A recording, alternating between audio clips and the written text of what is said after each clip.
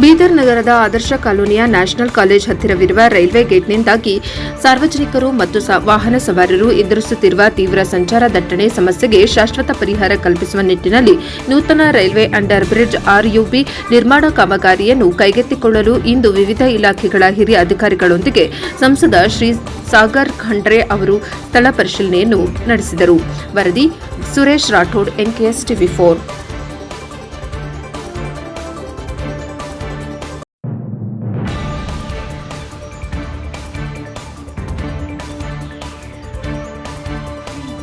ಬಹಳ ದಿನಗಳಿಂದ ಏನೊಂದು ಬೇಡಿಕೆ ಇತ್ತು, ಒಂದು RUB ಆಗಬೇಕು ಅಂತ. ಯಾಕಂದರೆ ಸುಮಾರು ದಿವಸದಿಂದ ಈ ಸೆಂಟ್ರಲ್ ಸಿಟಿಯಲ್ಲಿ ಭಾಳಷ್ಟು ಟ್ರಾಫಿಕ್ ಆಗ್ತಾಯಿದೆ. ಈ ದಿವಸ ಏನು ಬೇರೆ ಬೇರೆ ಸಮಸ್ಯೆಗಳಿತ್ತು. ನಾವು ಸುಮಾರು ತಿಂಗಳಿಂದ ನಾವು ಫಾಲೋ ಅಪ್ ಮಾಡಿ ಈಗಾಗಲೇ ನಮ್ಮ ರೈಲ್ವೆ ಅಧಿಕಾರಿಗಳು, ನಮ್ಮ ಡಿಫೆನ್ಸ್ ಅಧಿಕಾರಿಗಳು, ನಮ್ಮ ASI archaeological survey of India, ನಮ್ಮ ಜಿಲ್ಲಾಧಿಕಾರಿಗಳು ಎಲ್ಲರೂ ಕೂಡ ಇವತ್ತು ಕೂಡ ಮಾಡಿದ್ದೀವಿ.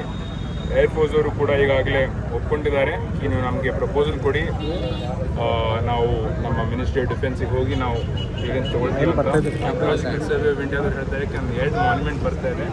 ಆ ಮಾನ್ಯುಮೆಂಟ್ಗೂ ಕೂಡ ಒಂದು ಫಾರ್ಮ್ ಇದೆ. ನಾನು ನಿಮಗೆ ಗೈಡೆನ್ಸ್ ಮಾಡ್ತೀವಿ ಯಾವ ಥರ ಕೊಡಬೇಕು ಅಂತಂಬೋದು.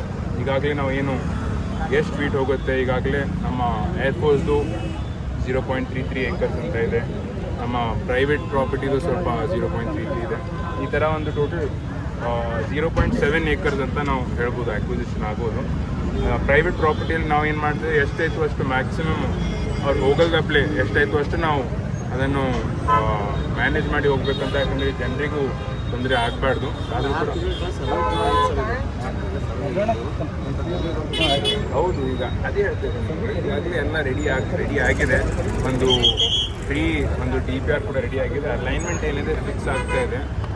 ಏರ್ಫೋರ್ಸ್ ಅವರು ಕೂಡ ಭಾಳ ಒಳ್ಳೆ ರೀತಿಯಲ್ಲಿ ನಮಗೆ ಕೋಆಪ್ರೇಷನ್ ಕೊಟ್ಟಿದ್ದಾರೆ. ಹೇಳಿದ್ದಾರೆ, ಇನ್ನೂ ನಮಗೇನು ಟರ್ನ್ ತೊಗೊಳ್ತೀವಿ ಅದು ಗ್ರ್ಯಾಜುಯೇಟ್ ಟರ್ನ್ ಇರಬೇಕು, ಒಮ್ಮೆಗೆ ಟರ್ನು ಆಗಬಾರ್ದು. ಇನ್ನೂ ನಿಮಗೆ ಜಾಸ್ತಿ ಬೇಕಂತೂ ಕೂಡ ನಾವು ಕೊಡೋಕ್ಕೆ ರೆಡಿ ಇದೆ ಅಂತಂಬುದು ಕೂಡ ಹೇಳಿದ್ದಾರೆ. ಅದಕ್ಕೆ ಹೀಗಾಗಿ ಅವರು ಒಂದು ತಿಂಗಳು ಒಳಗಾಗಿ ಅವರು ಫೈನಲ್ DPR ಎಲ್ಲ ಅಲೈನ್ಮೆಂಟ್ ಜೊತೆ ರೆಡಿ ಮಾಡ್ತಾರೆ.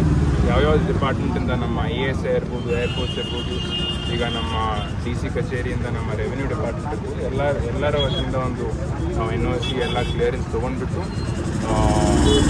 8-9 ತಿಂಗಳಲ್ಲಿ ನನ್ನ ಒಂದು ಗುರಿ ಇದೆ. ಅಟ್ಲೀಸ್ಟ್ 8-9 ಮಂತ್ಸ್ ಆದರೂ ಆಗುತ್ತೆ ಎಲ್ಲ ಕ್ಲಿಯರೆನ್ಸ್ ಸಿಗೋಕ್ಕೆ. ಒಂದು 8-9 ತಿಂಗಳಲ್ಲಿ ಟೆಂಡರ್ ಆಗಿ ಕೆಲಸ ಸ್ಟಾರ್ಟ್ ಮಾಡಬೇಕು ಅಂತ ಒಂದು ಗುರಿ ಇದೆ. ಕೆಲಸ ಸ್ಟಾರ್ಟ್ ಆದಮೇಲೆ ಆವಾಗಲೂ ಕೂಡ ಸ್ವಲ್ಪ ತೊಂದರೆ ಆಗುತ್ತೆ. ಎಲ್ಲ ಕೆಲಸ ಪೂರ್ಣಗೊಂಡಾದಮೇಲೆ, ಎಲ್ಲ ಕೆಲಸ ಕಂಪ್ಲೀಟ್ ಆದಮೇಲೆ ಇದೇನು ಟ್ರಾಫಿಕ್ ಸಮಸ್ಯೆ ಆಗ್ತದೆ ಅದು ಪರಿಹಾರ ಆಗುತ್ತೆ ಅಂತ ನಮ್ಮ ಒಂದು